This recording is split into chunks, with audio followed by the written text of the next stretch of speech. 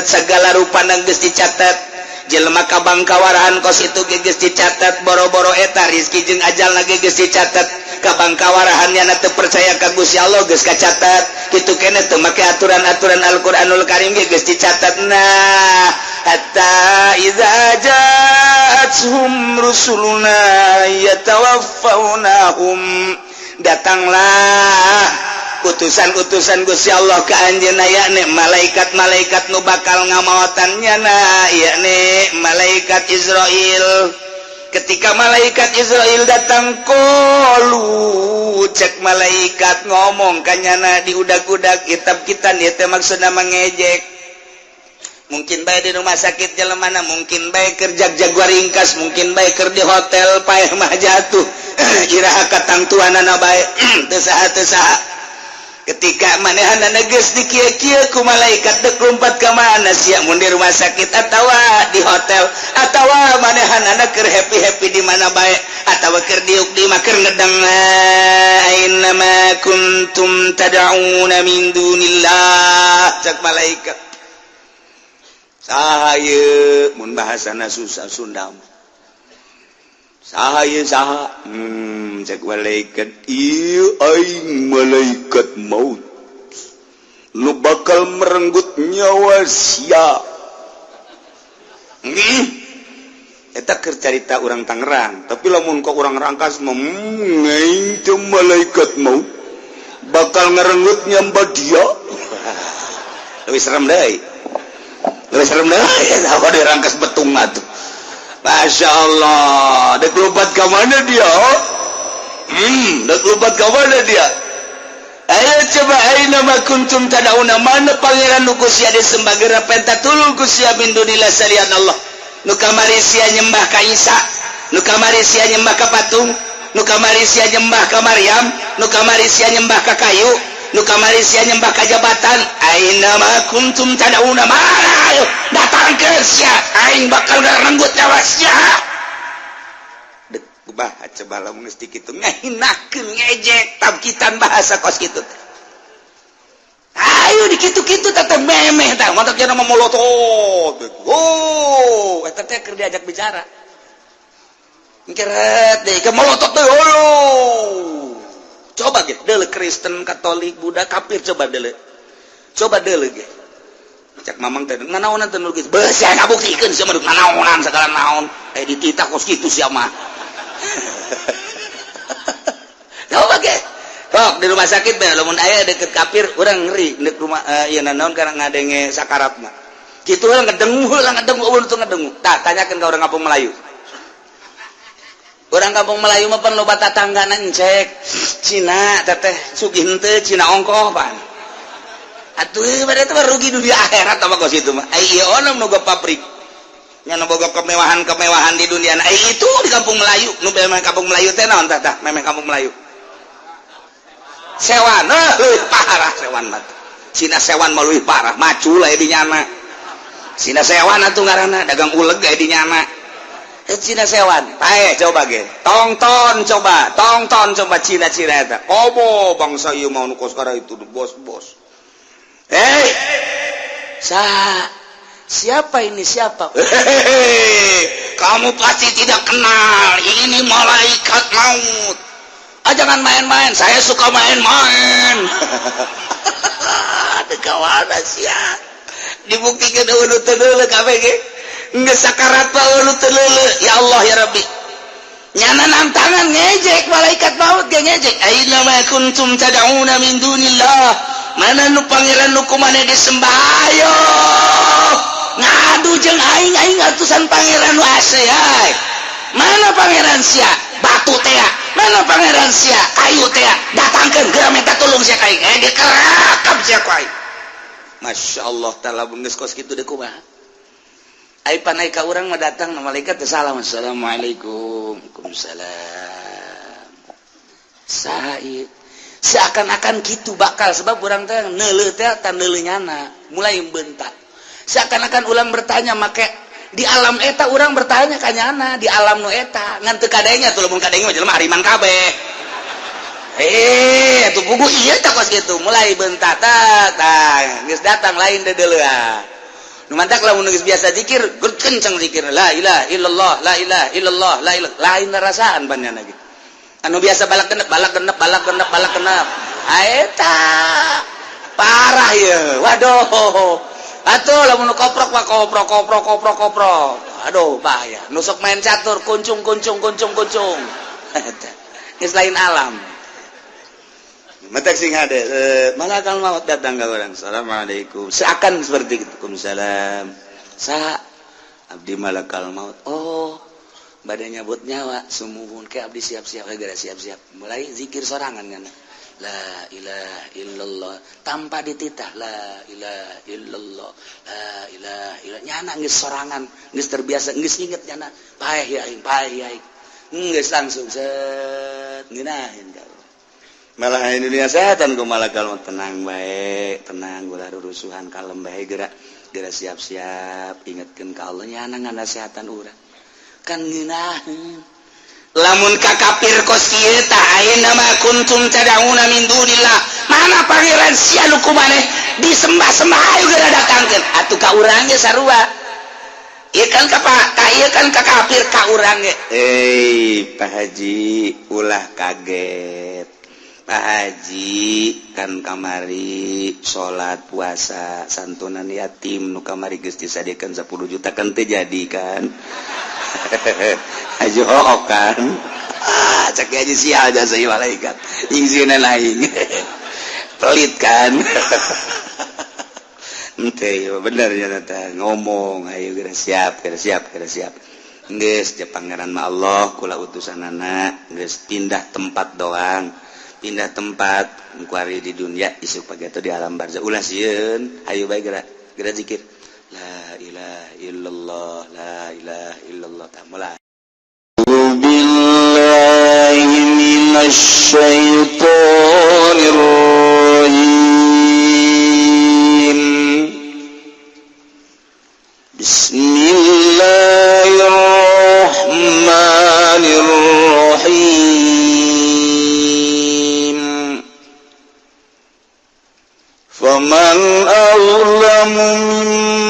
mimman iftara 'ala Allahi kadziban aw kadzdzaba bi ayatina ulaika yanaluhum nasibuhum minal kitab hatta idza ja'atuhum rusuluna yatawaffawnahum qalu ayna ma kuntum tad'una min dunillah qalu dallu 'anna wa shahidu 'ala anfusihim annahum kanu وشهدوا على أنفسهم أنهم كانوا كافرين الله أعلم بمرادي فمن مكوتس فمن لا ada tegese orana wong suwiji iku mawujud azlamu iku kang leuwih zalim mimman iftarat tinimbang saking wong kang gawe-gawe yaman Allahi ngadasi Allah kadiban inggoroh binisbati syarika lawan nisbatin kanawan nganisbatakan kaja kang nyekutuning Allah wal waladi ilailan anak kadua Allah baring Allah au kadzdzaba tawa ngagorohkeun yamban bi ayatina kalawan sake ayat ingsun agung Al-Qur'an tegese Qur'an ulaika utai mangkono man iku yanaluhum merkolehum ing ulaika yusibuhum tegese merkolehakeun ngenaniakeun ing manasibuhum opo dungdung manene si ulaika azum tegese dungdung manene ulaika minal kitab saking kitab mimma kutiba saking barang kang den tulisakeun dan tetebakeun ya malum kada ulaika fil lawil mahfuz ing dalam lawil mahfuz minar rizki saking rizki wal ajalilan ajal wa gairi zalika lan liyane mangkono rizki lan ajal hatta idza ja'atuhum rusuluna malah tatkala tegahum ulaika pirang utusan ingsun agung ail malaikatu tegese pirang-pirang malaikat yatawafawnahum kang bakal ngawapatkeun ya rusuluna ing ulaika qalu maka ngucap ya malaikat ya rusuluna lahum kade ulaika tabkitan kena arah-arah ngahinakeun atawa kena arah-arah ngejek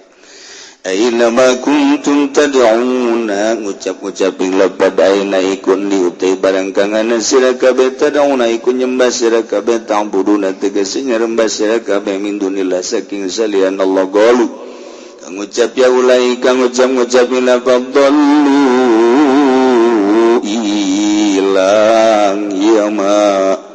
gobot tegese ilang ya ma'ana saking insun sadaya falam narahum maka orang ningali insun sadaya hu ing ma kuntum tad'una syahidulan yaksani ulaika ala anfusihim ingatase pirang-pirang awak ulaika indal maut ing dalam nalika ngarepakeun maut annahum kanu kafirin satuhuna ya ulaika kanu iku anna ya ulaika kafirin iku kang kafir kabeh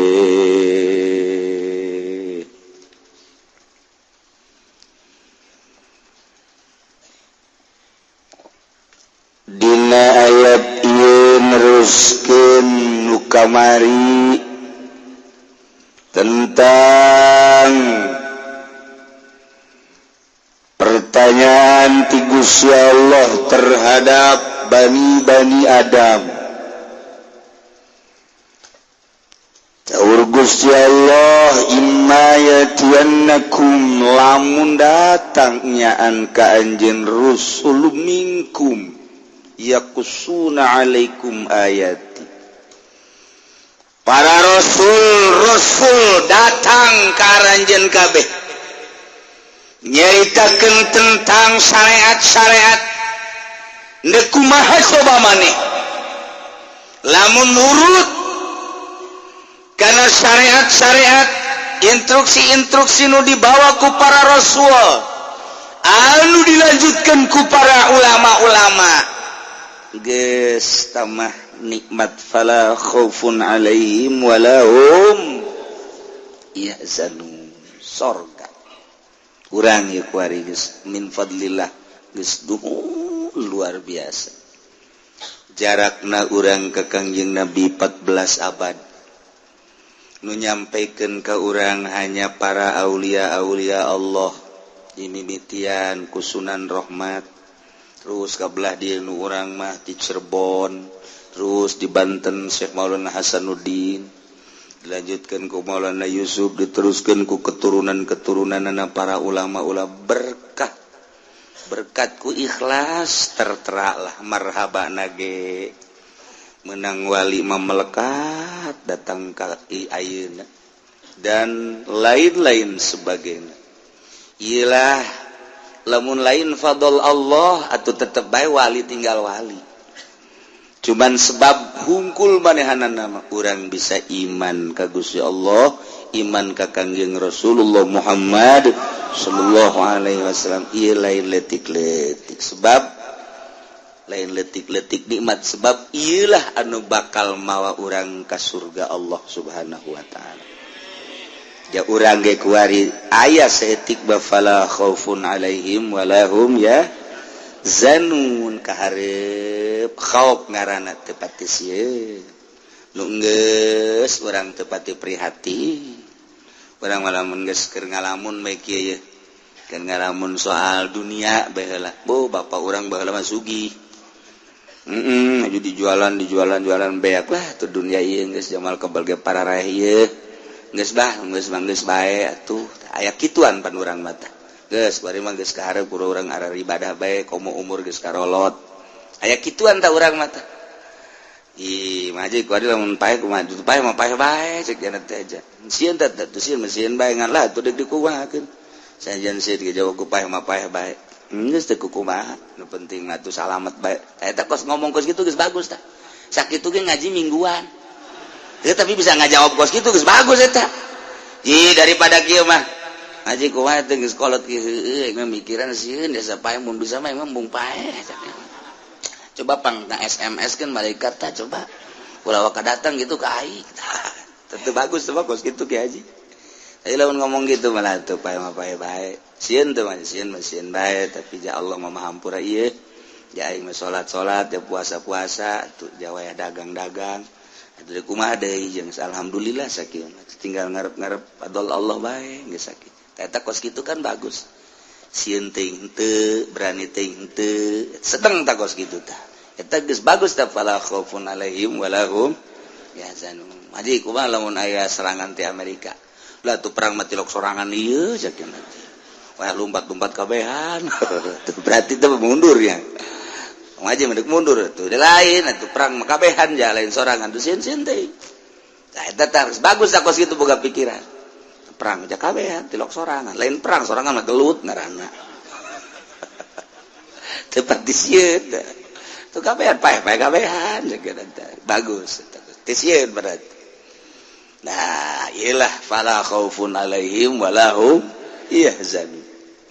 Ieu neruskeun ieu. Walladzina kazzabu biayatina wastakbaru anha ulaika ashabun nar. Jelema anu ngabohongkeun ka ayat kaula teu percaya ayatna rasul teh utusan kaula. Ente percaya karena syariat-syariat anu dibawa ku kalau buktina tuh Yahudi, buktina tuh Nasrani, buktina tuh Katolik, buktina tuh Protestan, tuh Konghucu, Buddha, Hindu, jeung agama-agama nu lain Islam. Etalah kadzabu bi ayatina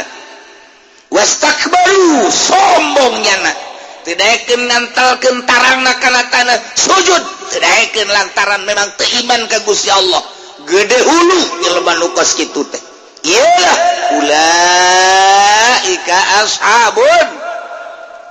mun nyawa yang calon neraka eta.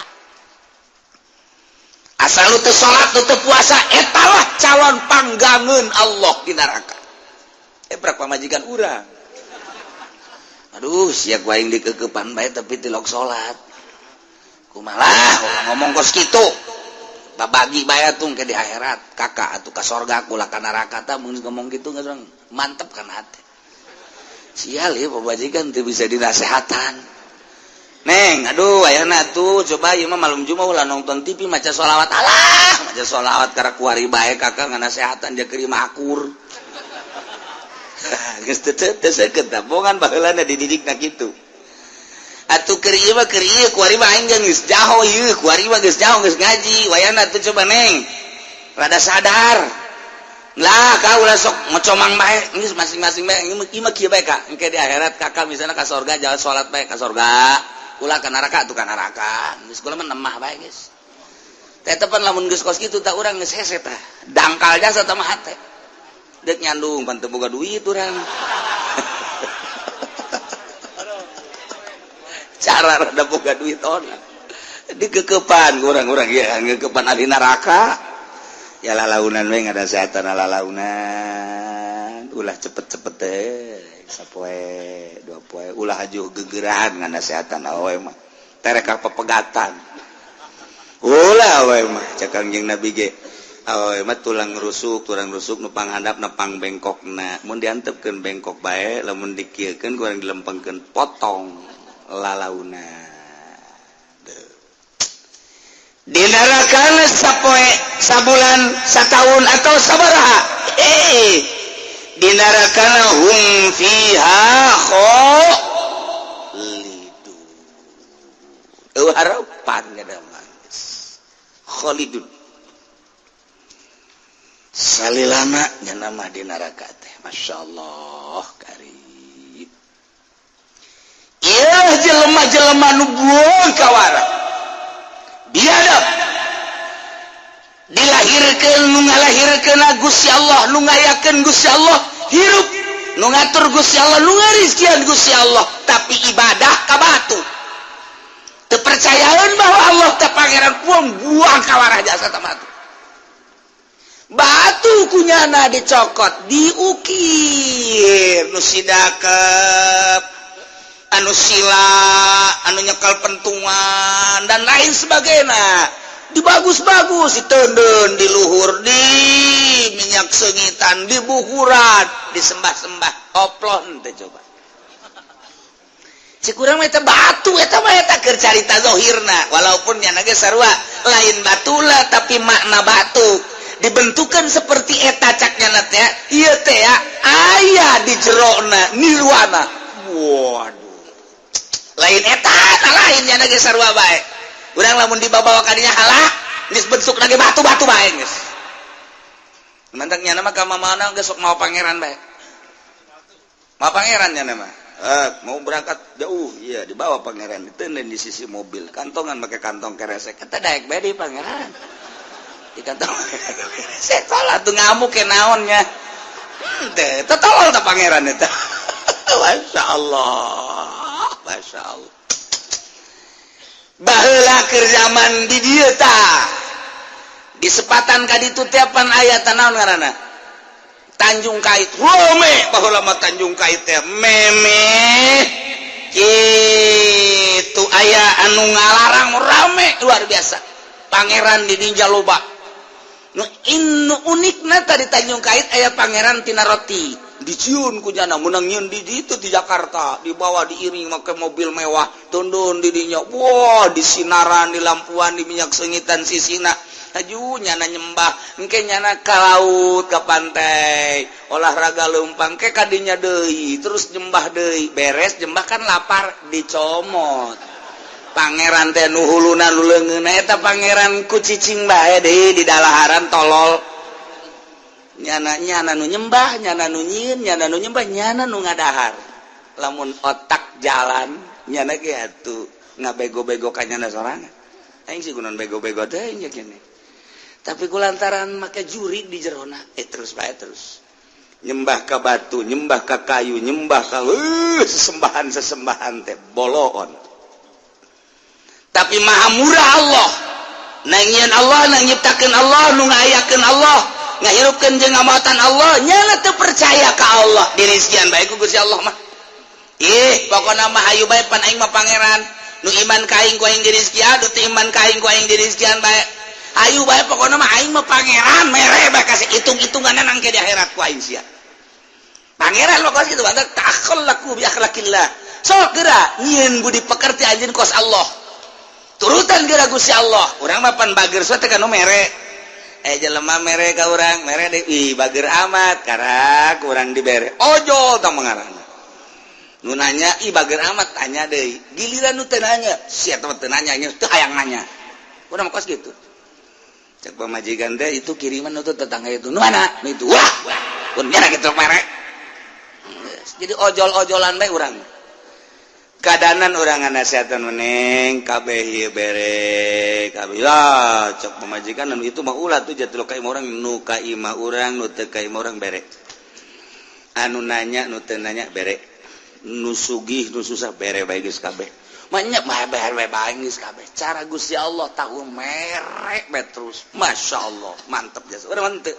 beda-beda urang mah beda-beda ieu bere ieu ulah jauh ke nu mantak urang mau jadi wali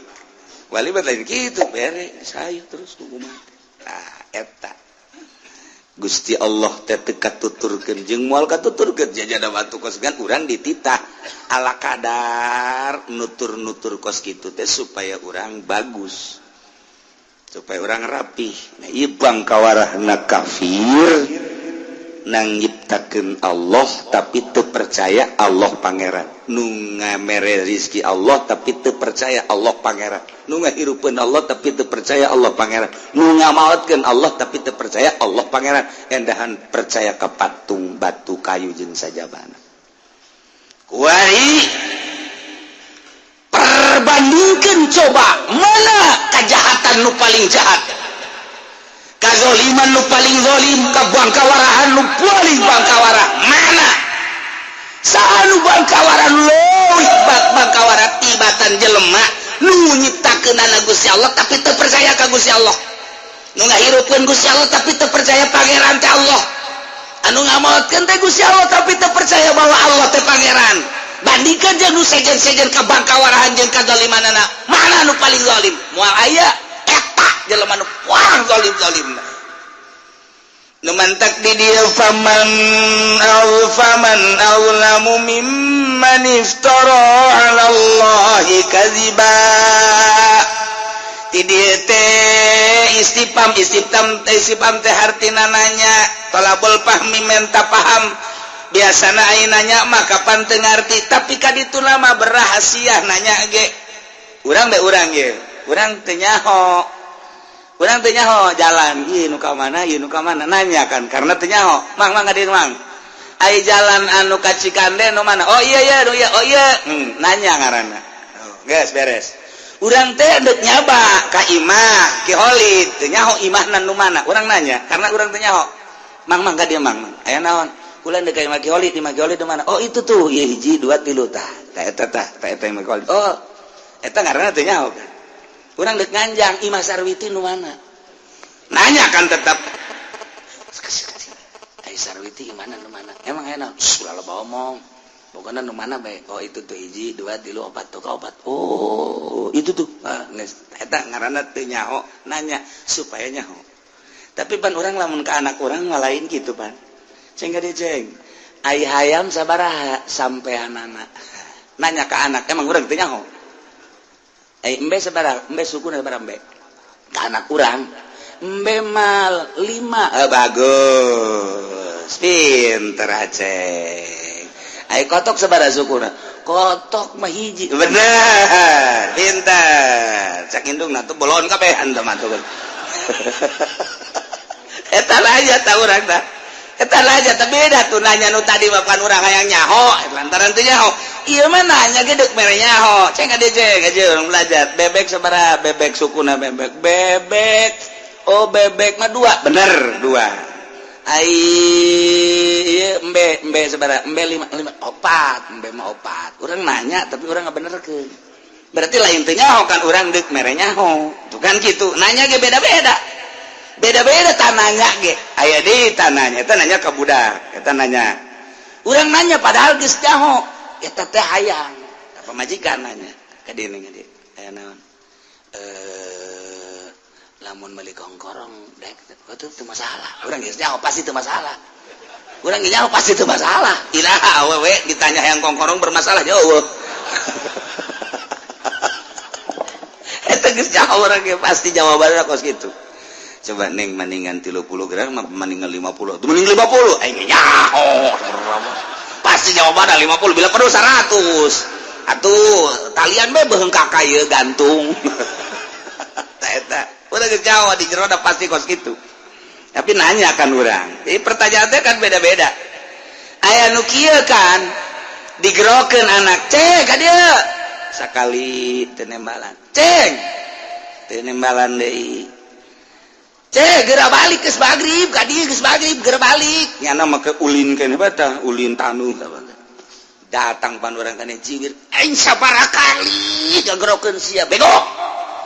geus sabaraha kali abah ngagerokeun sia teu bisa dijawab 3 bah dicambilin ku abahna aing teu perlu jawaban 3 sia ieu teu nurut ka aing geus sabaraha kali tuh ngaji teh kos kitu tah hese tah nanya-nanya keneh tapi jero maknana lain teh jero maknana urang nanya ka Kabogoh waduh geus nyaho kabeh mah rahasiana aduh bertanya urang nanya ka Kabogoh urang Neng aya teh si jawaban Neng dina surat nu kamari atau di SMS asana kurang jelas maksudna eta jawaban teh kumaha kok jawabanana inilah saya ciptakan melalui panah asmara eta naon maksudna Masya Allah jantung tembus jantung eta nanya sebenarnya mah geus nyaho nya lagi aduh eta mah ku indah-indahna bae geus hayang langsung ngadenge embung melalui SMS kis gitu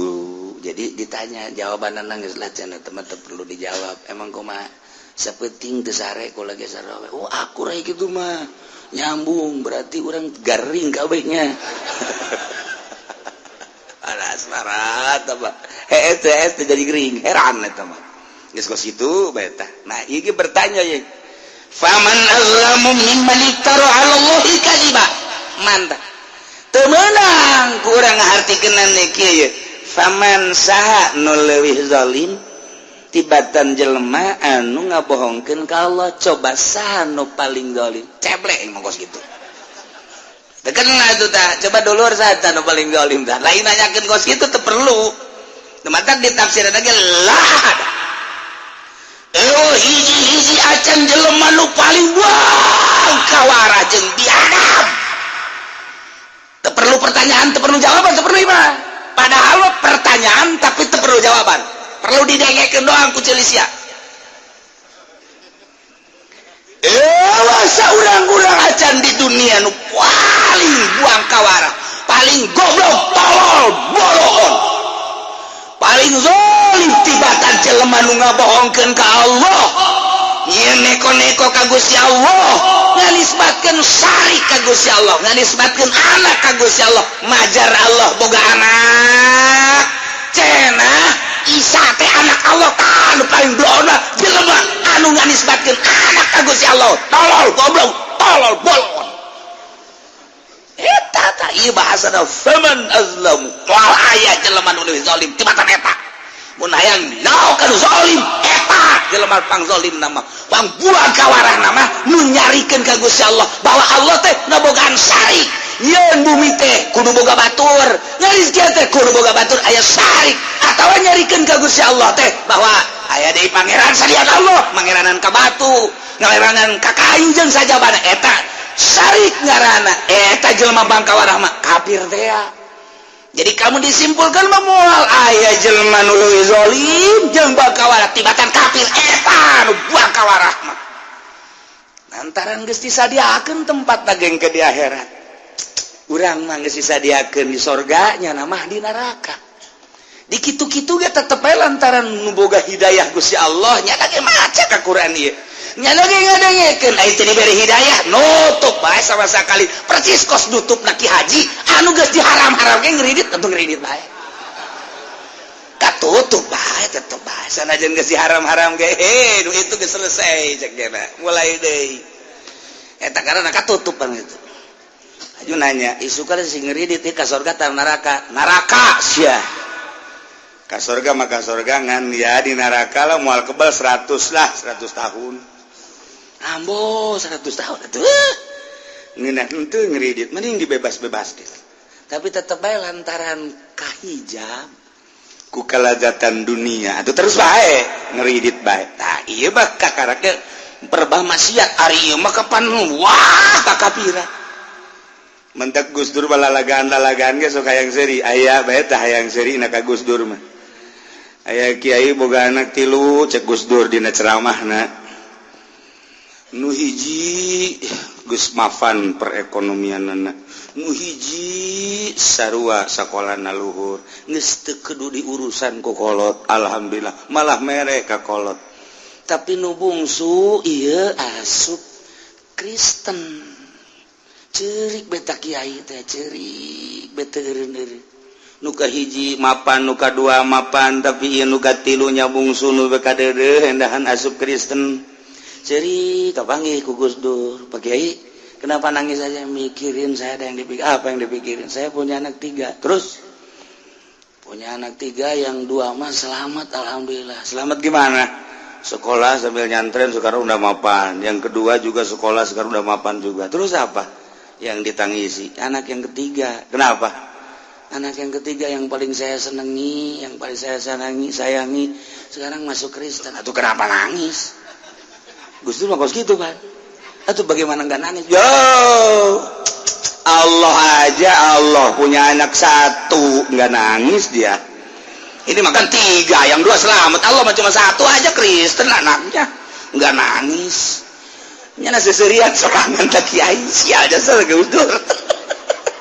Allah mau punya anak 1 katanya tuh. Nggak nangis nggak apa biasa aja. Tungtung namanya dan dek seri salah, dek seri salah. Nah eta kos gitu. Jadi aya nu ngandisbatkeun anak ka Gusti Allah. Iyalah nu paling bangkawara Kristen eta mah guyonan Gus Dur. Caritana Gus Dur enggak nangis gak apa Tuhan mah enggak nangis gak apa aja. Punya anak 1 kata orang Kristen ini anak Allah enggak nangis Gusti Allah mah biasa-biasa aja. Aya bae teh Gus Dur mah kapanggih jeung naon bae nya nama kapanggih naon bae jadi guyonan tapi guyonanana urang kaharti bae. Saya naik kapal banyak tiluan babarengan Presiden Amerika, Presiden Prancis, jeung Gus Dur naik kapal. Pas nolol kan udah keluarkan Presiden Amerika. So, wah, ini negara Amerika. Emang kenapa? Wow, ini menara Amerika terpegang katanya. Waduh, bener cek Gus Dur hebat toh. Itu gak ada Presiden Prancis. Ini Prancis nih, menara Eiffel nih kepegang sama saya. Wih, ya. Tinggal Gus Dur. Gus Dur, naon aing cekeun aya. Bener ngaluarkeun leungeun dasar. Wow, ini tenabang ceknya. Cek Presiden Amerika jeung Prancis emang kenapa? Airlogi saya hilang ceknya. Berarti tenabang loba copet. Bisa we eta Gus Dur. Ya setik-setik ya aya we. Ya Allah, ya Rabbi. Masya Allah. Jadi terkenang ka Gus Dur. Iya. Tuhan mah punya anak satu juga Kristen katanya, ya enggak nangis, udah pakai nggak usah nangis lah, masih ada 2 yang selamat. Hiji iftaro ala Allahi kadziba kafir sama guys, waling zolim wa ayat tandingna. Sebabnya lah diciptakan ku Gusti Allah tuh percaya Gusti Allah pangeran atukan bangka warajasa sama. Nomor kedua au kadzdzaba bi ayatina atawa ngabohongkeun ka ayat ieu ka Al-Qur'anul Karim. Ieu mah bisa bae jelema-jelema muslim, jelema mukmin. Aya geus puguh jelema kafir mah jangan ngabohongkeun ka Al-Qur'anul Karim, tapi jelema mukmin ge aya sebagian ayat tu dibohongkeun ku manehanana. Ayat ieu mah geus terelepen deui diterapkeun di akhir zaman ulah dipake. Ayat ieu mah ulah dipake, ayat ieu mah ulah dipake. Ayat ieu mah terlalu keras teh ulah dipake di urang. Ayat ieu sos geus teh dipake di urang teh. Berbagai ayat komo di negara Indonesia mah secara kepemerintahan geus teu make Al-Qur'anul Karim. Kadzdzaba bi ayatina. Ieu jelema nu paling zalim, jelema nu ngabohongkeun ka Al-Qur'anul Karim. Allah pangeran nurunkeun Al-Quran urus ku sia negara make aturan Al-Quranul Karim nu terjemahkeun ku Rasul aing geus turunkeun Rasul akhir zaman adalah Muhammad. Matak lawan pake atuh ku maneh, mun maneh pake pan balik bakal ka aing cak Gusti Allah. Ku aing bakal dibener-bener sia teh hamba aing, sia teh nurut ka aing lantaran sia ciptaan aing nurut ka aturan aing melalui Al-Qur'an nu diterjemahkeun ku Nabi aing sorga sia. Tapi sia ku aing di dieu cak Gusti Allah teh teu nurut teu make aturan-aturan Al-Qur'anul Karim, teu percaya sia kana terjemahan Rasul aing. Buang kawara sia moal aya nu paling buang kawara zalim lah jelema tibatan jelema nu ngabohongkeun ka Al-Qur'anul Karim. Mentak ulah sampikeun ka ngabohongkeun ka Al-Qur'an geus deuk harti deuk ka harti geus bae tuturkeun Al-Qur'anul Karim moal kebel urang hirup di alam dunia. Indah jasa ketika urang nuturkeun Al-Qur'an, nuturkeun terjemahan Al-Qur'an ku Kangjeng Nabi jadi hadis. Urang teh maot geus peureum urang paeh kajian ku kumaha ge. Ngeunaheun. Tapi lamun teu make Al-Qur'an beunta bae engke bakal teu daekeun peureum molotot bae. Ieu cilaka ieu. Tadi batak si hade ewe deui jelema nu paling zalim kecuali jelema anu ngabohongkeun ka Gusti Allah. Nganisbatkeun sari ka Gusti Allah endahan boga pangeran deui batu kayu jeung sajabana. Atawa nganisbatkeun anak cara Kristen Tritunggal Isa ibnullah ieu nu paling bangkawara. Kadua au kadzdzaba bi ayatina atawa ngabohongkeun ka ayat teu percaya ka Al-Qur'anul Karim dibaca tapi teu dipake sarua jeung ngabohongkeun. Teu dipake aturan secara global secara internasional atawa secara nasional. Ieu termasuk jelema nu buang kawara zalimna pohara jasa. Kuari kurang terjemahkan, atuh berarti nu zolim di urang mah atuh lurah. Secara rinci nah sebabnya na teu make Quran mutuskeunana camat. Kaluhurna ya bupati, kaluhurna ya gubernur, luhurna deui ya DPR nu ngelola hukumnyana tapi teu make Quran. Mantak lamun keur ngajabat DPR paeh geus. sateun we pokona terus ieu cenah kiai ulah sok kitu sebab di DG loba kuari DPR ngayantepkeun kana karasaeun ku jantungna ieu cenah ke minggu hareup teu ngaji los ngaji ka ditu kieu sia ka kiai Golkar sia sarwana ka ditu geus aing mah ngaji geus kieu kos kieu bae mah supaya salalamet kabehan ih ini ka mana lumpat nya nu ka Golkar ge paeh keneh ih terus bentar Pak Harto hudang deui apa kabare piye kabare hudang tulang Soeharto hudang nah menteri ya ujung-ujungnya si eta nomor hiji mentak si hade iya lah diterjemahkan sebab jara kadzaba bi ayatina satungtungnya ngabohongkeun ka ayat teu make ayat-ayat Al-Qur'an komo hakim jaksa pengacara tawa geus pahara jasa geus jaritakeurana lantaran nyalahgunakeun aturan Al-Qur'anul Karim wadah jalma nu kitu kumaha tah ngabohongkeun ka Gusti Allah ngabohongkeun ka ayat-ayat suci Al-Qur'anul Karim ulaika yanaluhum nasibuhum minal kitab jelema-jelema nu ngabohongkeun ka Gusti Allah nganisbatkeun syarikan ka Gusti Allah jeung anak ka Gusti Allah kitu keneh jeung nu jelema ngabohongkeun ka Al-Qur'anul Karim teu make kana aturan-aturan Al-Qur'anul Karim ulaika jelema eta lah yanaluhum anu bakal memperoleh bagianana minal kitab tilauhil mahfuz mimma kutiba lahum geus dicatet dina lauhil mahfuz minar rizki wal ajal wa ghairi zalik rizkina jeung ajalna ge geus dicatet sagala rupana geus dicatet jelema kabangkawarahan kos itu ge geus dicatet boro-boro eta rizki jeung ajalna ge geus dicatet kabangkawarahannya na teu percaya ka Gusti Allah geus kacatet kitu keneh teu make aturan-aturan Al-Qur'anul Karim ge geus dicatet nah hatta idza ja'atuhum rusuluna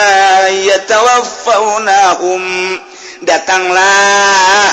utusan-utusan Gusti Allah ka anjeunna yakni malaikat-malaikat nu bakal ngamaotannya na yakni malaikat Israil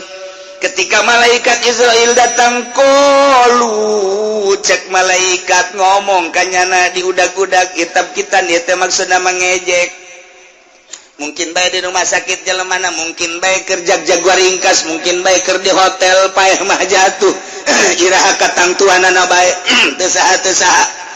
ketika manehanna geus dikieu-kieu ku malaikat teu lompat ka mana sia mun di rumah sakit atawa di hotel atawa manehanna keur happy-happy di mana bae atawa keur diuk di mah keur ngedeng aina ma kuntum tad'una min dunillah cak malaikat saha ieu mun bahasana susah Sunda saha ieu saha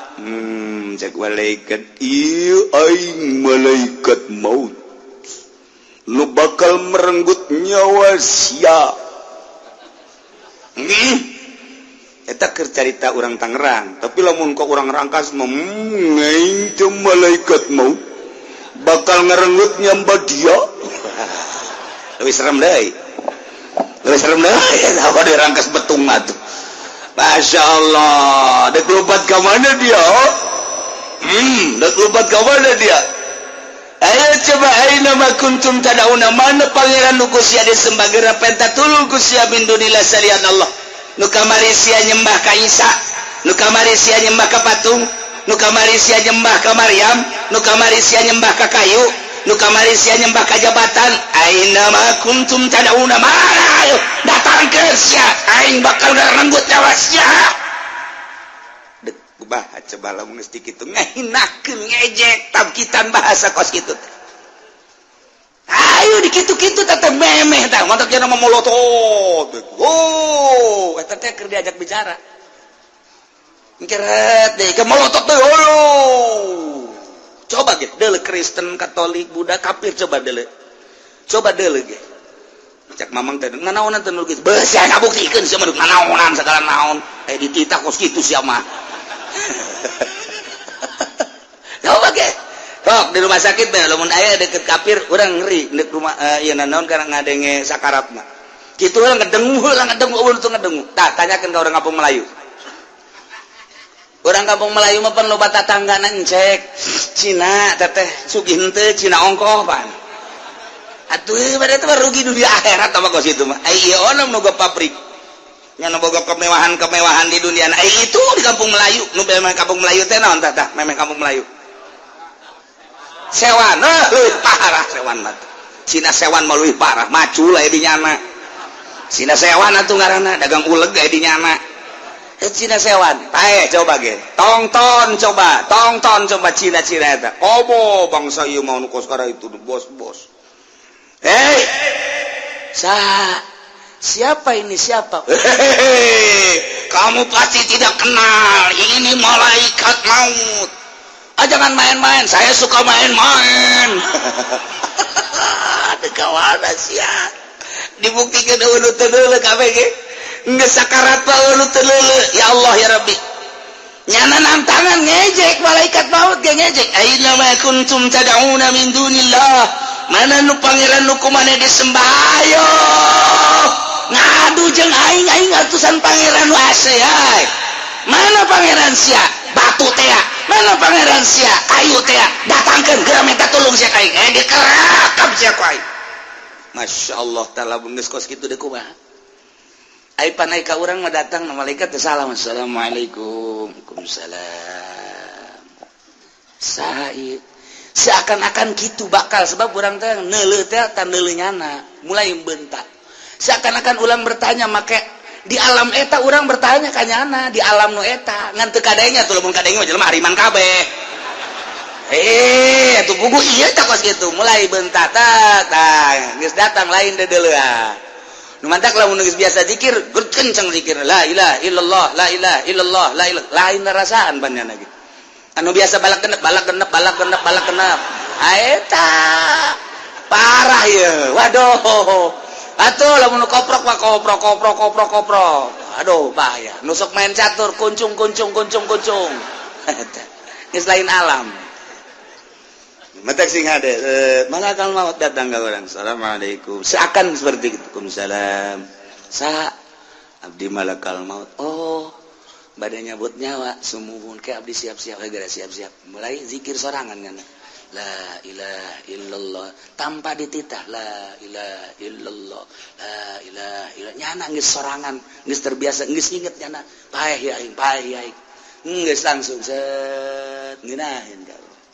malah dunia setan ku malaikat tenang baik tenang ulah rurusuhan kalem bae geura siap-siap ingetkeun ka Allah nyana nganasehatan urang kan ngeunaheun lamun ka kafir kos kieu tah ayeuna ma kuntum tad'una min dunillah mana pangeran sia nu kumaneh disembah-sembah ayo geura datangkeun atuh ka urang ge sarua ieu kan ka kafir ka urang ge Pak Haji ulah kaget Pak Haji kan kamari salat puasa santunan yatim nu kamari geus disadiekeun 10 juta kan teu jadi kan Haji hook kan cek Haji sial jasa ieu malaikat ingsiuna lain pelit kan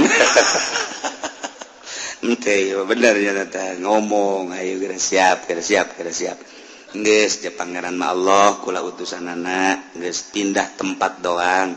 pindah tempat kuari di dunia isuk pagi atau di alam barzah ulah sieun ayo bae geura zikir la ilaha illallah tah mulai set maot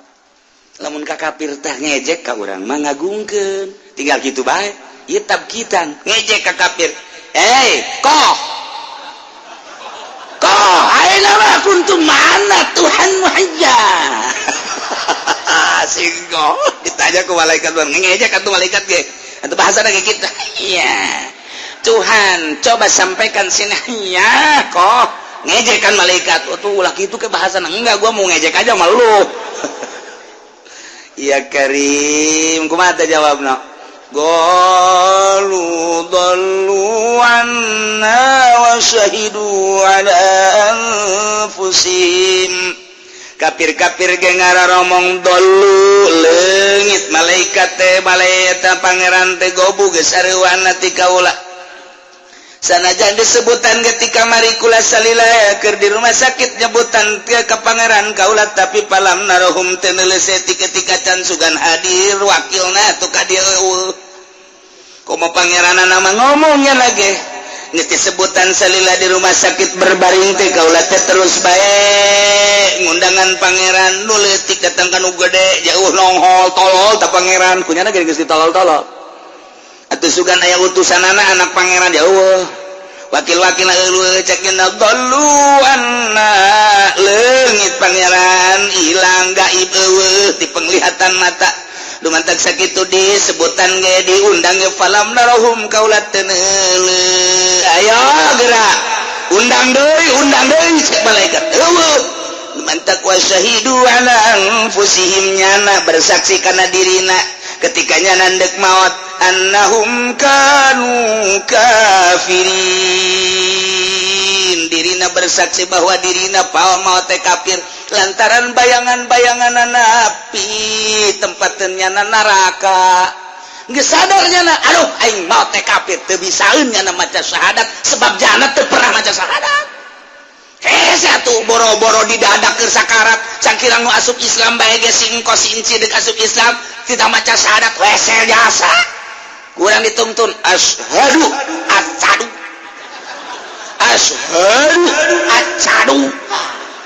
aduh sabaraha minggu ieu seletahna ku aing kudu dikerok ieu bae asana minggu hareup dikerok lain ngabisaan cadel ieu budak ieu dah teh coba asyhadu an la ilaha illallah acadu an la illallah hese geus bade hareupeuna diteruskeun bae heulana urang lantaran hese jasa lisan atuh komo ngadadak deuk pae cacak-cacaknya anak mualaf bae deuk asup Islam hese jasa syahadat kita asyhadu teh teu bisa deui acadu wae alla ilaha illallah teh teu bisa la ilaha illallah hese jasa jarak wa asyhadu wa acadu anna Muhammadan Rasulullah hese. Nah komo iya bayangan neraka geus saya urang mah pantang ke dibayangkeun neraka bayangkeun surga bayangkeun neraka bayangkeun surga dateng surga mata kurang molotot be surga nu kadeuleuk urang seakan-akan cek malakal maut ieulah tempat anjeun urang sedih nu mantak sedih kunaon lantaran teu sapira urang hirup di alam dunia teh ibadah luca lecek tapi bakal ditempatkeun di dinya asana ku inggis amat jeung sedih amat ibadah nu teu sabaraha bakal jadi diucar urang cicing dit isin jasa bakal nempatna ceurik teh isin neuleuh surga cai mataan nya isin tempat bakal di dinya sedengkeun salat buka mari luca lecek jasa jeung teu lila perasaan hirup di alam dunia ieu bayangan surga nu sakitu poharana mah mulai anu senyum ke bakalna anu ceurik tanda bagus kos kitu teh naon sabab ieu tah okos jelema barang ngaca beungeutna jore ya aing mah beungeut perang ieu mah ieu beungeut perang ieu mah kos kieu mah ieu tapi barang dikawinkeun jeung anak nu sugih nya pinter jageulis paneta nya nangis pupuringisan bae sia bangun pupuringan aing ieu sebenarnya teu pantes segala calon aing nya geulis nya sugih nya aduh kumaha aing atuh salah tuh lain gitu aing ceurik ieu sebenarnya mah ceurik kunaon bunga teuing jadi ceurik bunga teuing aing jadi ceurik ieu kos kieu aduh masyaallah tah eta jelema lamun jelema beungeut nya ngaca teu kasep tapi barang pamajikanna nya geulis nya pinter nya kaya nya turuna bagus atuh teu ceurik kumaha ceurik nya batin teh ceurik ke ku bunga jasa teu karasa teh ceurik tah ieu ge asana urang lah ibadah mun 60 tahun atau 50 tahun atau 70 tahun teu sapira teh hirup teh kos kitu teh barang nulu istana masyaallah surga geus kabayang nya lagi geus ngahanju hayang gerak ka ditu bae hayang gerak ka ditu bae mata aya senyum komo bari jeung bidadarina aya aduh geus teu inget alam dunia geus teh aya gegerahan malaikat cabut cepatkeun maduh masyaallah geus poho ka inopat sebenarnya inopat wah di ditu di surga emang kumaha di surga teh ya tazawaruna pada zarara dipertanyakan kumaha urang di surga Namun orang hayang ka babaturan bisa tante bisa orang kercicing di surga ingat ka babaturan orang ingat ka babaturan orang kursi teh datang hiber sorangan bae datang ka babaturan orang anu ku urang dikertegeun teh tek jasia ieu pelukan urang dinya waduh jeung babaturan di pondok teh keplok alhamdulillah aing teu karti sia bisa ka surga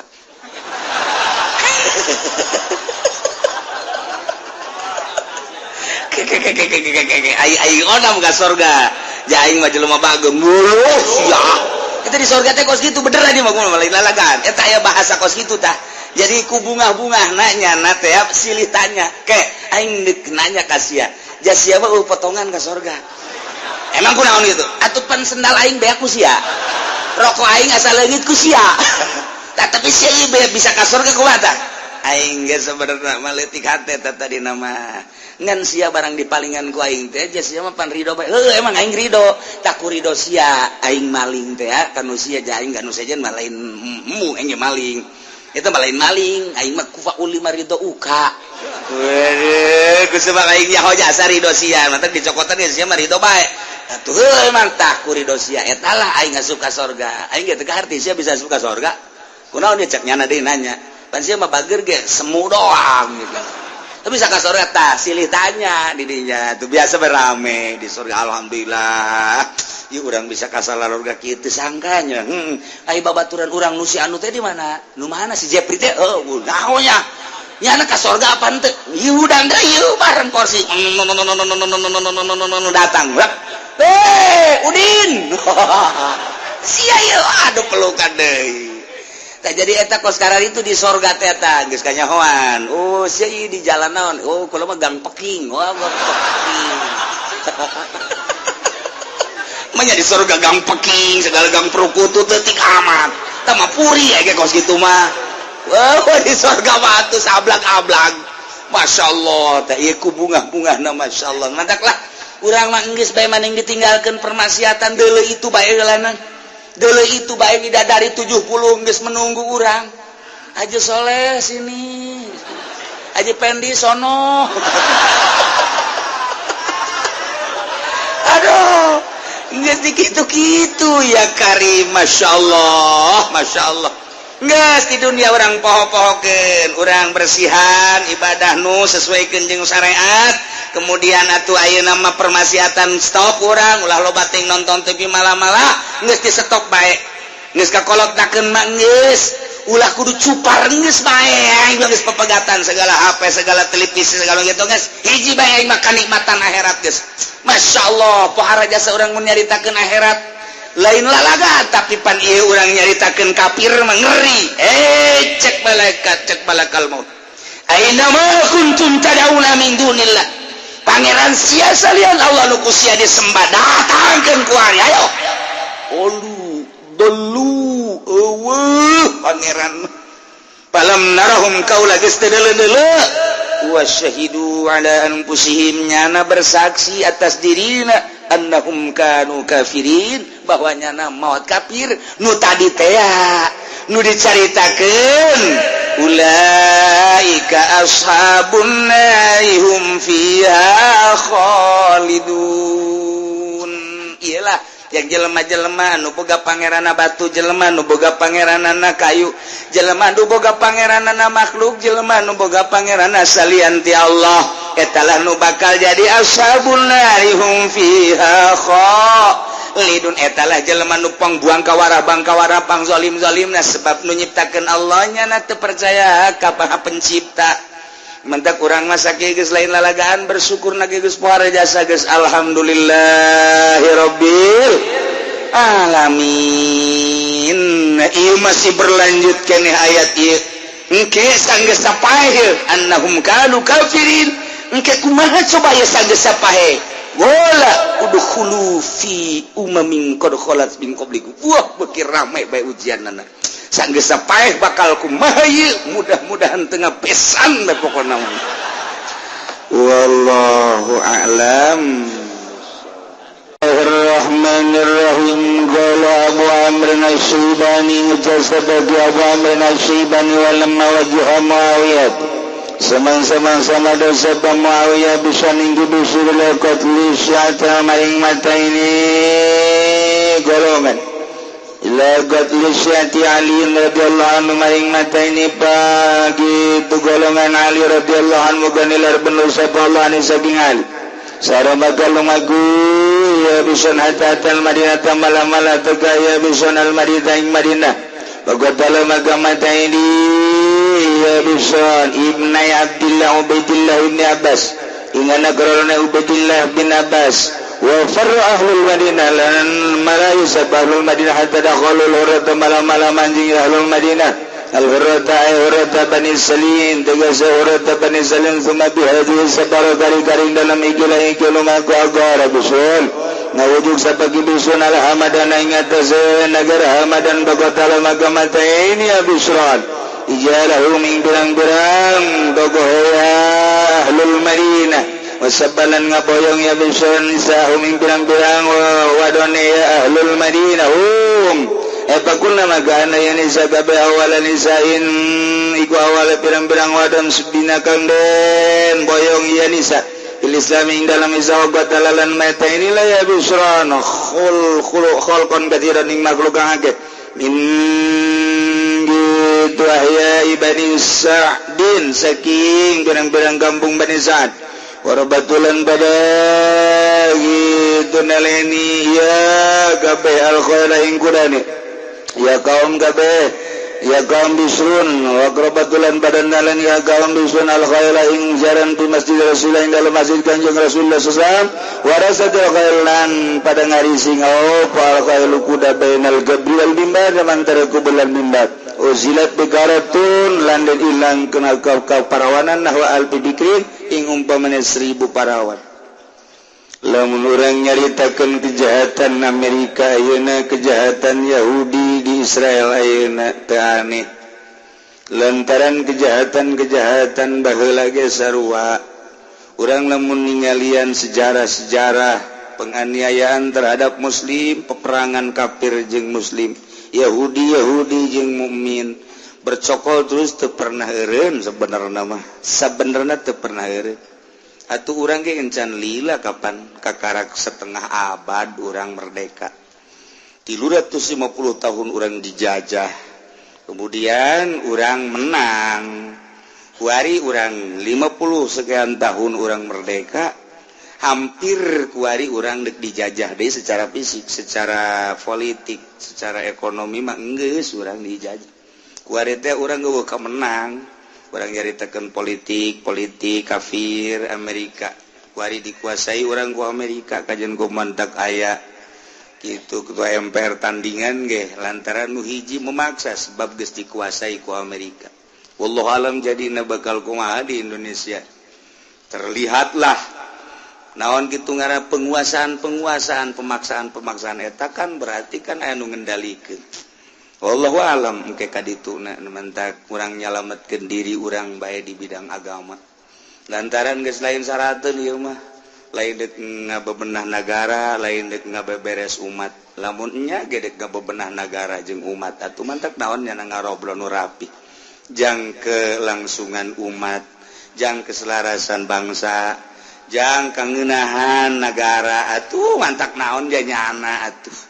tetapi kan memaksakan diri pemaksaan eta lah berarti boga maksud tertentu buat diri-dirina jeung buat atasan-atasanana mantak geus bae urang mamaningan ge kuari mah ngabeberes diri urang komo nu geus kolot masing hade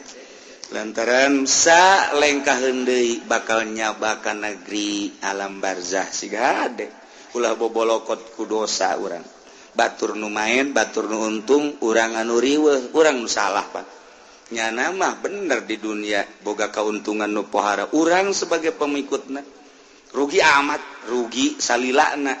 ja diteken nya mikiran nya geus bebaskeun geus bae urang mah ibadah ka Gusti Allah Subhanahu wa ta'ala naik keur carita perang nyaritakeun pembunuhan tentang Karbala Sayyidina Husain terus ka belah dieuna pengikut Sayyidina Ali terus didesek ku Muawiyah wala Abu Amrin As-Syaibani wala mawajjah Muawiyah tu barang madap Muawiyah bison kaki bison lakuati syati aliin supaya ngabunuh pengikut-pengikut Sayyidina Ali. Saro mentak aya Syi'ati Alin, Syiah teh Syiah ieu adalah Ali. Mentak kuari ge tak Sayyidina Ali teh rombongan Syiah mah kasihna Ali, anti Abu Bakar. Ngan eta salahna anti Abu Bakar Umar Utsman. Nya nama hiji be Ali, golongan Ali, sebab saat eta kan Sayyidina Ali anu memimpin. Mentak Syi'ati Ali teh golongan Ali. Kuari mah jadi organisasi Syiah, kabagilah tilu Syiah teh.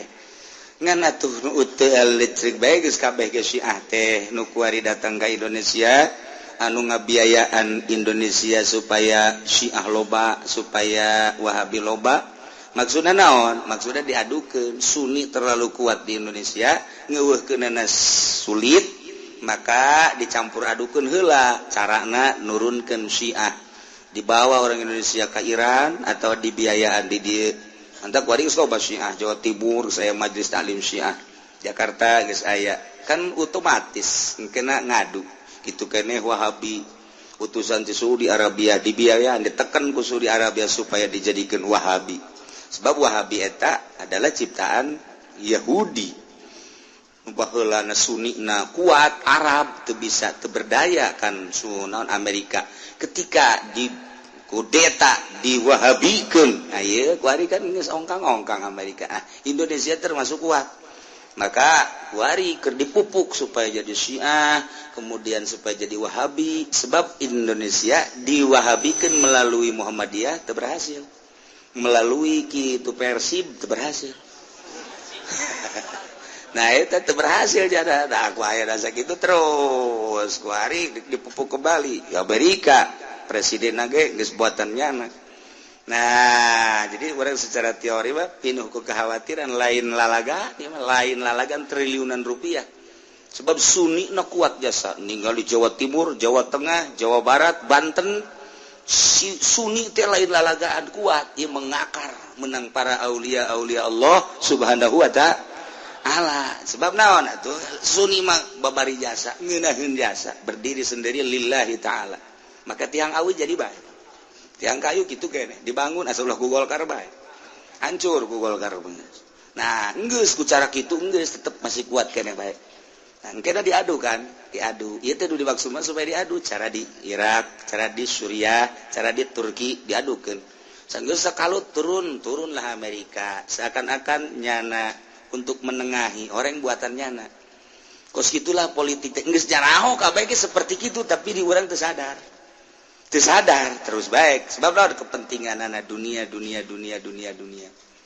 urang lamun nyaritakeun geus dijilkeun jaringan Islam liberal tapi kan teu berhasil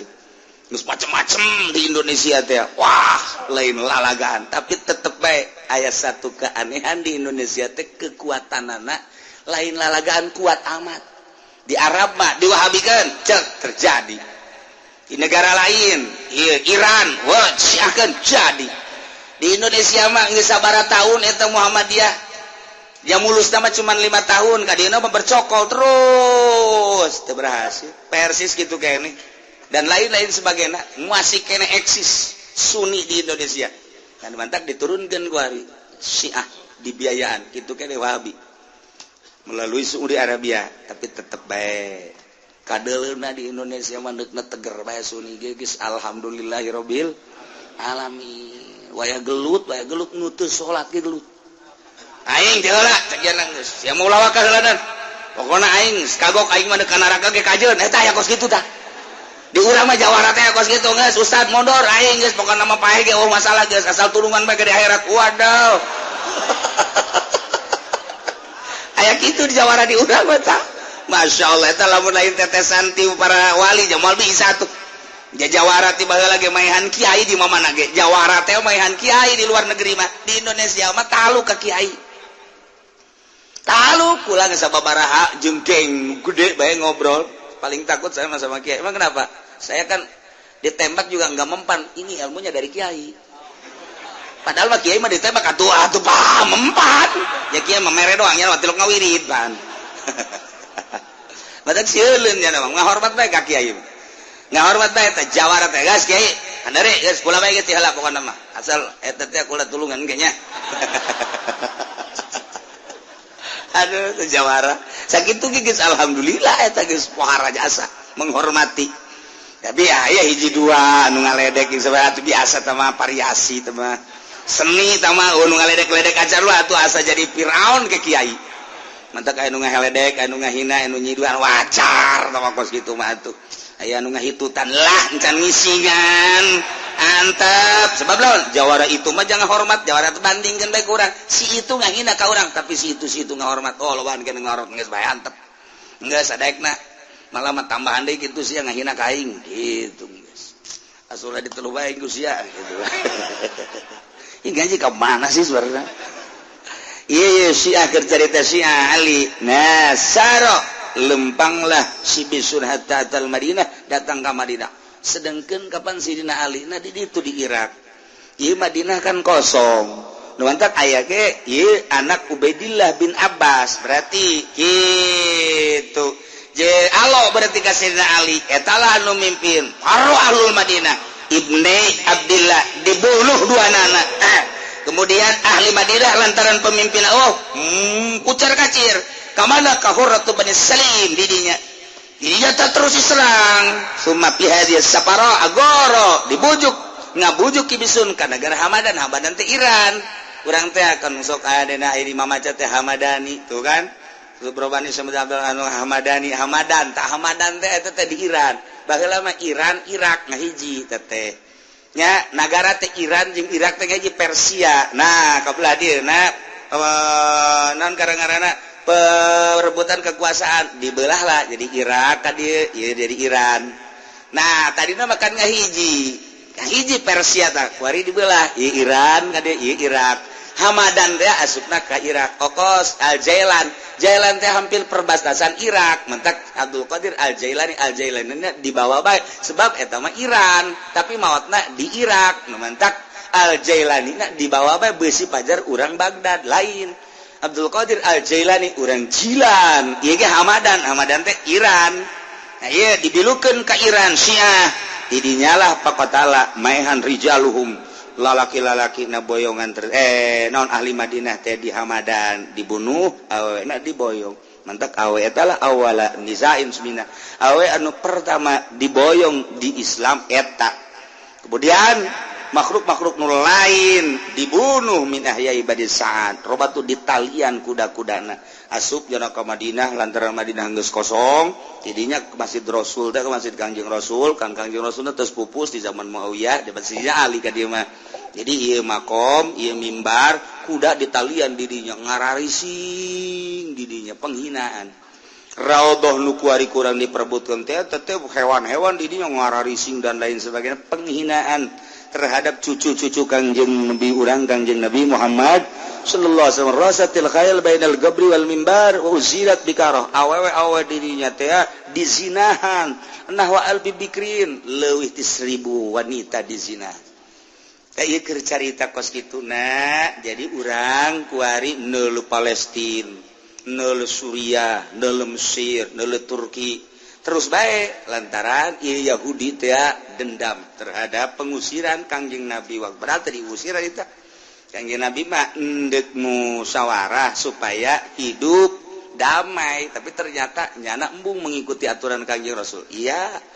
nyana keluar nu cicing didinya ya nu keluar dua bagian nah ieulah nu keluar ieu anu kuari membabi buta terus nyana mah endek menghilangkan Islam mantap Kangjeng Nabi menceritakeun bakal terus aya gencetan aya naon gitu penghinaan aya peperangan ke eureun ke peperangan timbulan ke Mahdi di akhir mantap urang masa kieu urang di negara Indonesia bersyukur ka Gusti Allah alhamdulillahirabbil alamin aman tentrem damai urang deuk salat urang dek ngaji, urang dek sodako, urang dek kumaha bae ge, urang ngeunaheun jasa mentak aya urang Timur Tengah asup ka Indonesia gideg bae cenah. Waduh, caknya ieu negara surga cakna. Kesulitan dek nanaon ge, masyaallah. jelema tamatna cuman SMP doang tapi hayang jadi menteri bisa bae di Indonesia mah. Eta kan sorga ngaranna eta. Waduh, padahal lu pinter lo makanya padi teh urusan negara, tapi cukup bae ku pegawaiana SMP bae, SMP bae cukup jadi menteri. Lamun lain sorga kan teu bisa. Sorga urang nu dipimpin anu sarjana, anu profesor, anu doktor, nyana menterina SMP bae cukup. Nu penting mah boga perusahaan kapal dan lain sebagainya. Ayo kumaha sia bae atuh pokona si anu ngatur pokoknya nu entek urang mah alhamdulillahirabbil alamin geus bentak ente ge ulah kaget lamun ente tamat SD bisa jadi presiden ge presiden koang-koang. Wallahu a'lam shawab.